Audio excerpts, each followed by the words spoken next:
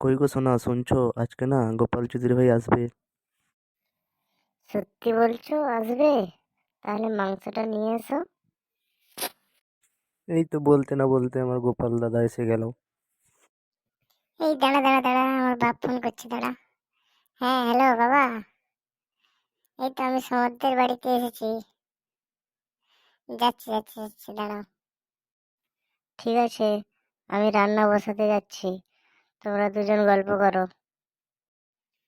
এই শোন না সমর, আমার বাবা ফোন করছে, আমাকে যেতে হবে, হ্যাঁ? পরে একদিন আসবো। তো পালিয়ে যাবি তো চৌধুরী ভাই, এসেছিলিস কেন? বল।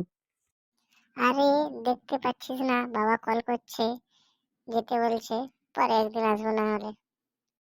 ঠিক আছে, সাবধানে যাস তাহলে। আসছি তাহলে। কি রে, আবার কি হলো? এলি কেন?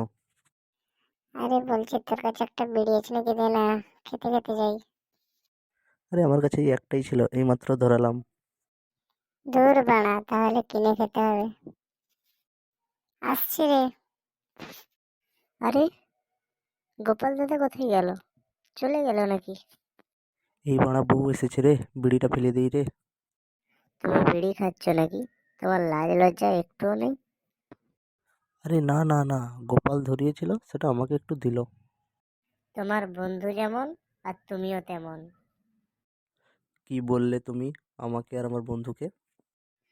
ও মা গো, আমার চোখে ঘুষা মেরে দিল গো। কে কোথায় আছো, আসো গো। আমি আমার বাবার বাড়িতে ফোন করব, তুমি আমার চোখে ঘুষা মেরেছো।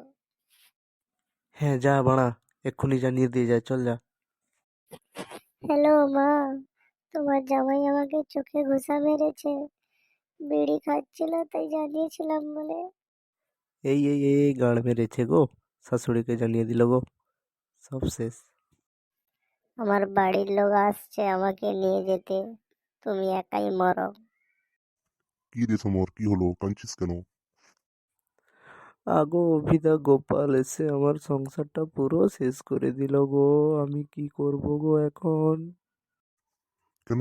গোপাল কি করেছে? অভিদা, গোপাল এসে আমাকে একটা বিড়ি মাগছিল, বিড়ি দেইনি বলে রেগে বাড়ি চলে গেছে। সেই সময় কথা বলতে গিয়ে আমার বউ আমাকে দেখতে পেয়েছে বিড়ি খাচ্ছিল। ঠিক আছে, ওর গাঁটটি ফাটাচ্ছি, দাঁড়া।